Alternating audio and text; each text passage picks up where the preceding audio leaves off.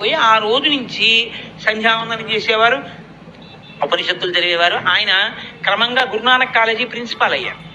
అయిన తర్వాత నేను ఇప్పుడు ప్రిన్సిపాల్ని కూడా అయ్యాను, ఇప్పుడు నేను ఉపనిషత్తులు చదివాను, ఇప్పుడు నేను సంధ్యావందనం చేస్తున్నాను, ఇప్పుడు నేను పంచ కట్టుకుంటున్నాను అని చెప్పి చాలా మనసులో ఆనందాన్ని అతిశయాన్ని పొంది ఇప్పుడు మళ్ళీ ఓసారి పరమాచార్యుల వారి దగ్గరికి వెళ్దాం, అప్పుడే అంత మాట్లాడారంటే ఇప్పుడు నాతో ఎంత మాట్లాడతారో అని చెప్పేసి కంచి వెళ్ళారు. ఆ పరమాచార్యుల వారు దర్శనం ఇస్తున్నారన్నారు. ఆయన భార్య కూడా దగ్గరికి వెళ్ళారు. ఈయన ఏమనుకున్నారంటే ఆ రోజున వెనక్కి పిలిచి మాట్లాడారు కదా, ఇప్పుడు నేను సంధ్యావందనం చేస్తున్నాను, ఉపనిషత్తులు చదువుతున్నాను, ప్రిన్సిపాల్ని అయ్యాను, తప్పకుండా నన్ను పిలిచి అడుగుతారనుకున్నారు.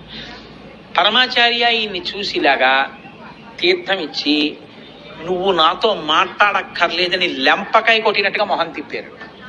తిప్పి ఆయన భార్యనమ్మ కులాసాగా ఉన్నారా, పిల్లలు బాగున్నారా అని అడిగారు కుశల ప్రశ్నలు. ఈయన ఏదో చెప్పపోతే అనేటప్పటికి అంతే వెళ్ళిపోయారు. అతను చాలా చిన్నబుచ్చుకున్నాడు. చాలా ఇది యథార్థంగా జరిగిన విషయం అండి, ఆయనే రాసుకున్నాడు. మీకు కావాలంటే నేను మా ఇంట్లో పుస్తకాలు వెతికి రేపు తీసుకొచ్చి చూపిస్తా సాక్ష్యం.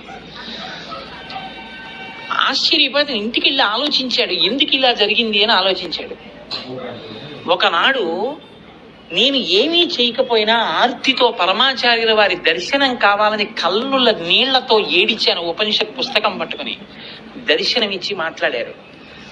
ఇవాళ నేను ఉపనిషత్ చదివినా సంధ్యావందనం చేసినా, నేను ఉపనిషత్తులు చదువుతున్నాను, నేను సంధ్యావందనం చేస్తున్నాను, నేను ప్రిన్సిపాల్ని అయ్యాను, ఇంతటి వాడిని ఇప్పుడు నాతో ఎందుకు మాట్లాడరని వెళ్ళాను.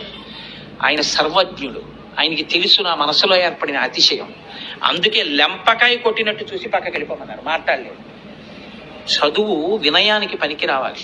విద్యా వినయ సంపన్ని. నాకు అది రాలేదు, నాకు ఆ వినయం రాలేదు. నాకు అహంకారానికి పనికొచ్చింది నా చదువు, అహంకారానికి పనికొచ్చింది నా ఉద్యోగం. అందుకే నేను పరమాచార్యుల వారి కృపని నిలబెట్టుకోలేకపోయాను. నా జీవిత పర్యంతంలో ఇంకెప్పుడు అహంకార స్పర్శ లేని పూజ చేస్తాను భక్తితోనని నేను ఇంత బాధపడ్డాను అని పరమాచార్య నాకు ముఖాన్ని విముఖంగా తిప్పి నేర్పిన పాఠమని ఆయన ఉత్తరం రాసుకున్నారు. ఇది భగవంతుడి పట్ల కూడా మనకి రావలసినటువంటి ఆలోచన ధోరణి. ఈశ్వరుడికి దూరం అవుతున్నామా, ఈశ్వరుడికి దగ్గరగా ఉన్నామా, ఇదొక్కటే లోపల బేరీజు వేసుకోవాలి. పైకి ఏం జరుగుతోంది, మనకెంతమంది నమస్కారం చేస్తున్నారన్నది కాదు, మనం ఈశ్వరుడికి దగ్గరగా బతకగలుగుతున్నామా, నిజాయితీతో భగవంతుణ్ణి సేవిస్తున్నామా, అదొక్కటి నీకు చాలు. అలా బ్రతకగలిగితే చాలు. ఇంకా జీవితానికి అంతకన్నా అభ్యున్నతి లేదు. మిగిలినవి ఏం చేస్తారు? ప్రజలు వస్తారు, దండలేస్తారు, 1000 మంది వస్తారు, నమస్కారాలు చేస్తారు, మీరు పట్టుకెళ్తారా? ఇవన్నీ మిమ్మల్ని రక్షిస్తాయా? ఈశ్వర కృప ఒక్కటి మిగిలిందనుకోండి చాలు, మీ జీవితానికి అభ్యున్నతి. ఆ ఒక్క కృప మిగలాలంటే అమ్మవారి పాదాలు గట్టిగా పట్టుకుంటే చాలు. ఒక్కొక్కసారి భగవంతుని చేష్టితం ఎలా ఉంటుందంటే పైకి చాలా కష్టంలా కనపడుతుంది, కానీ ఆవిడ కష్ట రూపంలో చిన్న కష్టం ఇచ్చి పెద్ద సుఖాన్ని ఇస్తుంది. మనకి తెలియదు ఆ విషయాలు. పరమాచార్య మాటల్లోనే చెప్పాలంటే, నేను ఎలాగో ఇవాళ పరమాచార్య ప్రసక్తి తెచ్చాను కాబట్టి ఆయన మాటల్లోనే చెప్పవలసి వస్తే మీకు ఒక మాట చెప్తాను. వెనకటికి ఉప్పు వ్యాపారం చేసేవాళ్ళు గాడిదల మీద ఉప్పు బస్తాలు వేసుకుని ఊళ్ళోకి తీసుకెళ్లి అమ్మేవారు. ఒకనొకప్పుడు ఉప్పు అమ్మే వ్యాపారులు గాడిదల మీద ఉప్పు బస్తాలన్నీ వేసుకుని అరణ్యంలోంచి వెడుతున్నారు. దొంగలు చూశారు, వీళ్ళు ఉప్పు బస్తాలన్నీ పట్టుకెడుతున్నారా, ఉప్పు బస్తా అంటే చాలా బరువు, ఆ ఉప్పు పట్టుకెడుతున్నారు, వీళ్ళు ఉప్పు అమ్మి మళ్ళీ వస్తారు. వచ్చినప్పుడు మనం ఈ ఉప్పు అమ్మిన డబ్బు పట్టుకొని వస్తారు కాబట్టి వీళ్ళని భయపెట్టి డబ్బు దోచుకోవచ్చు. కాబట్టి ఇవాళ పెడుతున్నారు కాబట్టి ఓ 2 రోజుల్లో ఉప్పు అమ్ముకుని వస్తారు, మనం ఇక్కడ హాయిగా మాటేసి కూర్చుంటే సరిపోతుందని కూర్చున్నారు. ఈ వర్తకులు ఆ ఉప్పు గాడిదల మీద వేసుకుని వెళ్ళిపోతున్నారు. అకస్మాత్తుగా ఆకాశం అంతా నల్లటి మబ్బులు పట్టి వీళ్ళు ఏ ఊళ్ళో అంగళ్లలో ఉప్పు అమ్మాలో ఆ అంగళ్ళు ఇంకో 2 కిలోమీటర్లు ఉన్నాయనగా ఇంకా అసలు కనీ విని ఎరుగనటువంటి వర్షం పడిపోయింది. తల దాచుకోవడానికి కూడా ఎక్కడా నీడలేదు, అంత వర్షం. గాడిదలు ఎక్కడొక్కడ నిలబడిపోయాయి ఉప్పు బస్తాలతో. ఎప్పుడైతే అంత వర్షం 2-3 గంటలు కురిసేసిందో గాడిదల పని తేలికైపోయింది. ఎందుకంటే ఉప్పు అంతా కరిగిపోయి కిందకి వెళ్ళిపోయింది, ఎక్కడ ఉప్పు లేదు. వానంతా తగ్గిన తర్వాత వీళ్ళు గాడిదల్ని తోలదామని చూస్తే గోనెలు తప్ప లోపల ఉప్పు లేదు, కరిగి వెళ్ళిపోయింది. వీళ్ళు బాధపడుతూ వెనక్కి తిరిగి వస్తున్నారు. అందులో ఒక వర్తకుడు అమ్మవారిని నింద చేశాడు. ఏమి నీకు నమస్కారం చేసి ప్రయోజనం, నీకు నమస్కారం చేసి బయలుదేరాను, గుప్పెడు ఉప్పు అమ్ముకోలేదు, ఉప్పు అంతా కరిగిపోయింది, ఈ పాటి ఉపకారానికి నీకు నమస్కారం ఒకటా నేను అని మనసులో బాధపడి అమ్మవారిని ద్వేషిస్తూ అమ్మవారిని నింద చేస్తూ వెళ్ళిపోతున్నాడు. వెళ్ళిపోతుంటే దొంగలు చూశారు. వస్తున్నారు రోయ్ ఉప్పటికి వెళ్ళిన వాళ్ళు అనుకున్నారు. వాళ్ళకి కరిగిపోయిందో తరిగిపోయిందో వాళ్ళకేం కావాలి, అమ్మేశారు అనుకున్నారు.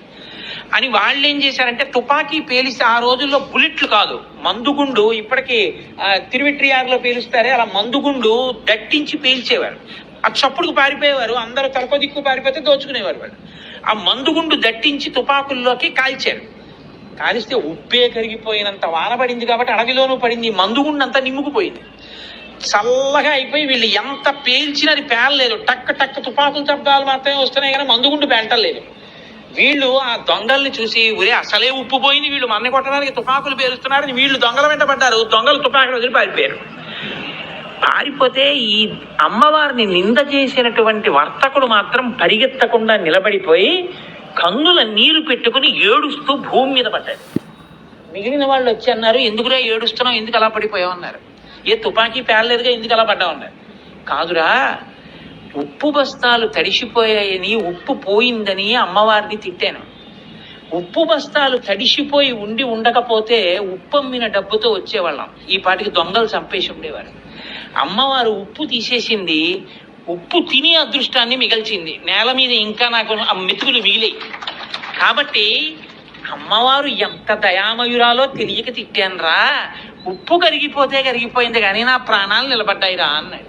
ఇప్పుడు చెప్పండి, ఒకనాడు మీకు మీరు అమ్మవారిని నమ్మి ఉన్నా ఒక కష్టం ఇచ్చింది అంటే ఎంత పెద్ద పాపం చేసి ఉంటే ఇంత చిన్న కష్టంగా ఆవిడ తీసేస్తోందో, లేకపోతే ఇలా తీయడం వల్ల ఏ పెద్ద ప్రయోజనం రాబోతోందో మీకేం తెలుసు?